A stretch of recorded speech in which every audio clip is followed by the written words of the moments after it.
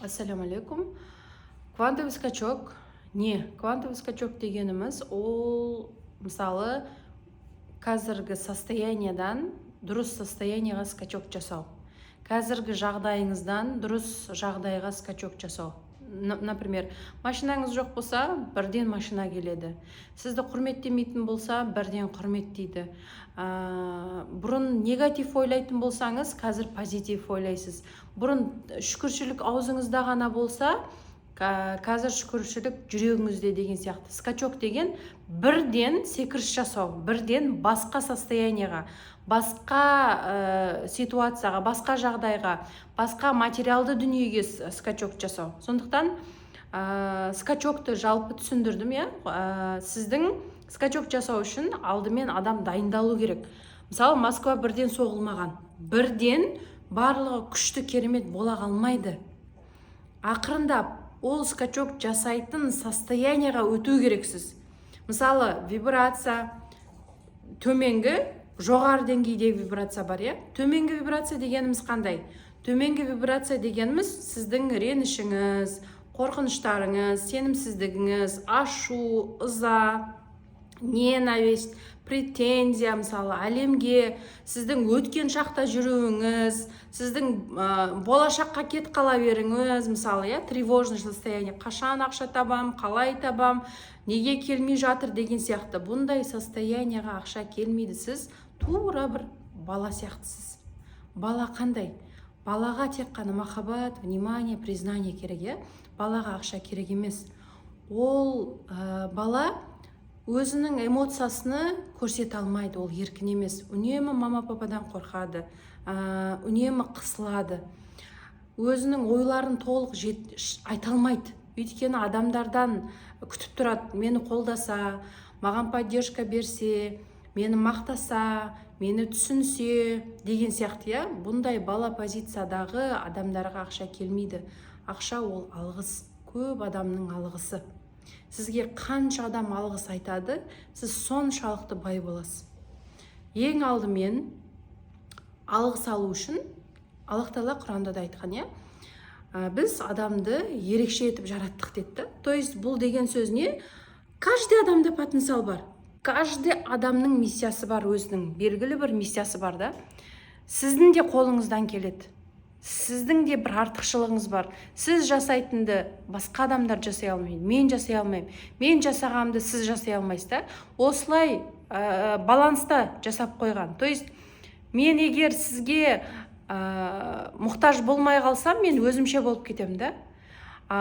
И сұрамаймын ешкімнен. Мысалы да, мен егер бәрін өзім жасай берсем да, сондықтан мұқтаждық туындатып қойған. Мысалы, мен сізден сұраймын, көмектесесіз маған. Мен сол үшін сізге ақша төлеймін. То есть ақша ол алғыс. Мен сізге алғыс айтам, рахмет сізге. Маған керекті менің қажеттілігімді орындадыңыз, маған керекті әрекетті жасап бердіңіз деп, мен өзімнің потребностімді алғаным үшін, өзім үшін ақша сізге төлеймін да. Міне тура осындай қарым-қатынас ақша, яғни алғыс. Бұндай қарым-қатынаста болу үшін сіз әрине жауапкершілікті аласыз. Мысалы, сіз әдемі сурет сала аласыз да. Мен сізге сурет салып беріңіз, мен үйге оны қойып қоямын деймін да. Ол сурет салу үшін сіз барынша әрекет жасайсыз, Мысалы, бұл сіздің жауапкершілігіңіз. Бірінші жауапкершілік, мен ол адамның көңіліне шығуға, то есть менің суретім ол адамның көңіліне шығуға әрекет жасаймын деп жауапкершілікті аласыз. Уақытыңызды арнайсыз, күшіңізді арнайсыз, сол суретті салуға кірсесіз. Барынша бүкіл махаббатыңызбен саласыз. Жасағым келмейді, ертең жасайым, ары күн жасайым деп біреудің хаққысына кірмейсіз да. Мысалы, бала не істейді? Ой, сосын істей салайыншы, ой, шаршап тұрмын, ой деп жауапкершілікті сезінбейді. Бұндай состояниедағы адамға ақша келмейді. Сондықтан ең алдымен жауапкершілік, мойындау, түсіну, и сол уәде бердің бе, уәдеңді орындау. Көп адамдар не істейді? Шешім қабылдамайды. Көп адамдар шешім қабылдауға қорқады. Шешім қабылдауға қорыққаннан кейін ол әрекетті жасамайды.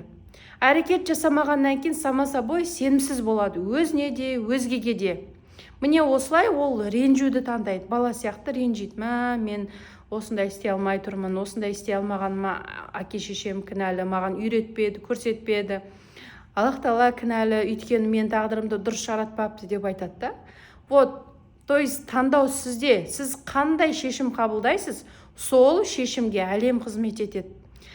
Шешім қабылдау үшін адам шынайы, искренний болу керек. Шынайы болу керек адам. Мысалы, біреуге уәде бердің ба, орында. Біреуді күттірме, біреудің қақысына кірме, оның уақытын ұрлама. Ол каждый адам өзінің проблемасының ішінде жүр. Ол адамды құрметте. Ол адамға барып, мысалы да, миын аштып, мысалы, біреулер тегінді іздейді, например, ана адамды жұлып алып алғысы келеді, қолданып қалғысы келеді, осындай нәрселерді қою керек та. Міне, как только сіз өзіңізбен шынайы боласыз, міне осы кезде сізде жүрек тыныштанады. Өйткені бізде жан бар, рух бар, бұл сізді прям әрекеттеріңізді біледі ғой, не істеп жатқаныңызды, не істейін деп жатқаныңызды, мысалы, кімге қандай арамдық жасағаныңызды, кімді қалай алдағаныңызды, кімнің қалай хаққысына кіргеніңізді, оның барлығын біледі ғой. Сол кезде сіз бір түрлі чувство винимен жүресіз, өзіні кінәлап та. Неге көп адамдар мошенникке алданады? Себебі оның ішінде оны сататын мошенник отыр да. То есть осындай өзіңіздің былықтарыңызды мойындау, көру және о нәрсені екінші жасамайым деп өзіңізге шынайы болу. Міне осы кезде сізде скачок басталады. Скачок деген ол адамның ішкі состояниесі. Сізде уже претензия болмау керек, реніш болмау керек, агрессия болмау керек. Ашу неге туындайды? Ашу, ыза ол менің границамды бұзды. Бірақ мен оған айта алмадым. Менің границамды бұздың деп айта алмадым. Сондықтан ол жиналады. Ана адамды көрген кезде мен ашыланып тұрам да. Бірақ айта алмаймын. Ол жиналған эмоция. Реніш тоже сондай. Ана адамға мен айта алмаймын. Ренжіп тұрғанымды айта алмағаннан кейін ол жиналады. Тура бала сияқты. Ал ересектер қандай? Стоп. Сен қазір осы әрекетіңмен мені унижать етіп жатырсың, мысалы. Бұл әрекетің маған ұнамай жатыр. Бұл дұрыс емес. Мен бұндай әрекетіңе саған рұқсат бермеймін деген сияқты ересектер сөйлесіп алады. Ересек адамды ренжіту мүмкін емес, мүлде мүмкін емес. А ондай адамда эмоционалды качеля болмайды. Ол адам түсінеді барлығын. Ондай адам бір адамды ренжітіп қойды ма, мысалы, кешірім сұрай салады, басын ие салады, окей, жарайды деп. Өзі уақыт үш құнды нәрсе бар. Біріншісі уақыт, екіншісі сіздің денсаулығыңыз, үшіншісі ақшада. Ең құндысы уақыт. Ондай адам өзін құрметтейді. Өйткені сіздің уақытыңыз қайтып келмейді. Ақша қайтып келеді. Егер сенің уақытың болса, денсаулығың болса, онда ақша ең оңайы, ақшаны таба аласың. Денсаулық тоже можно. Уақытың болса, ақшаң болса, денсаулығыңды да реттей аласың да. А уақытты қайтару мүмкін емес. Сондықтан ересек адамдар уақытты таңдайды.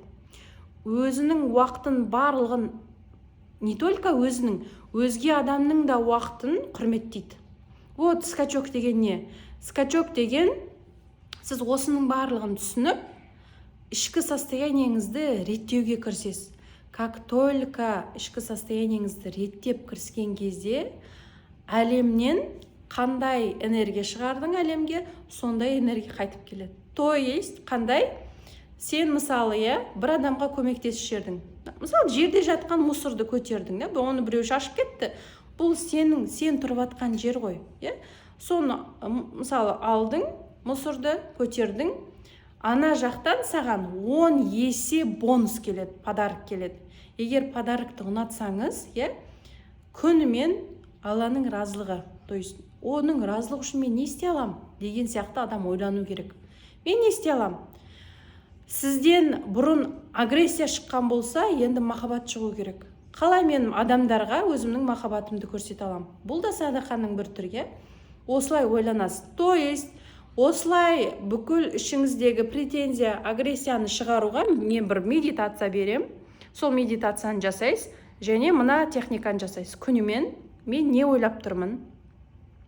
Күнімен ойды екіге бөлесіз. Мысалы, мен атым Жанар, өткен шақтағы Жанар және дәл қазіргі Жанар. Бізге дәл қазір өмір сүру керек. Дәл қазіргі Жанардың состояниесі қандай? Егер жаман ойлар келсе, біз оны дальше тамақтандырмаймыз. Ой, как будто пойыз сияқты өте береді. Каждый пойызға тоқтаудың қажеті жоқ. Егер оған мән бермесеңіз, ойды ойлаған кезде сізде эмоция көтеріледі ғой. Эмоция көтерілген кезде сіз ашумен, мысалы, ренішпен белгілі бір әрекетті жасап тастайсыз да. Вот, ол ойға мән бермеген кезде, ол ескі Жанардың ойлары десеңіз, мысалы, өзіңіздің атыңызды айтасыз, әрине, сізде эмоция көтерілмейді. Уже сіз түсінесіз. Сіз уже бағанағыдай жаман состояниеде болмайсыз. Жаман состояниеде болмағаннан кейін сіздің әрекетіңіз как ересек адамдардың әрекеті сияқты болады. Сондықтан ойға мән береміз. Бірінші тапсырма ойға мән беру. Мен не ойлап жатырмын? Екінші, мен не сезініп жатырмын? Өйткені сезімдер өте маңызды. Сезімдерге байланысты толық келесі видеоурокта айтатын болам. Келесі видеоурок емес, келесін мен аудиомен түсіндірейін. Аудиомен больше түсінікті болады, хорошо? Вот, екі тапсырма. Мен не ойлап жатырмын? Мен не сезініп жатырмын? Және үшінші тапсырма, қазіргі Жанар, дәл қазіргі сәтте, өткен шақтағы Жанар деп өзіңізді екіге бөлесіз. Тура осыны міндетті түрде жасаймыз. Сәттілік.